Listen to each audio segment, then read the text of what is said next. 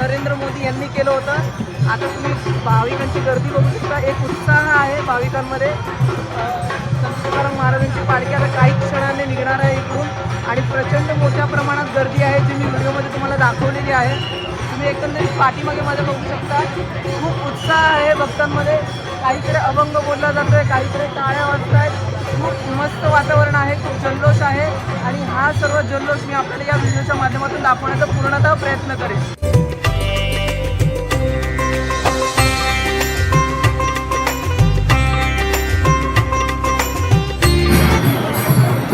संत तुकाराम महाराजांच्या पादुकाची पालखी निघालेली आहे, त्याचं लाईव्ह दृश्य मी आपल्याला दाखवत आहे। बघू शकता भाविकांमध्ये किती श्रद्धा आहे आणि सर्वजण पादुकाचे दर्शन घेण्यासाठी एकंदरीत पालखीच्या जवळ येत आहे।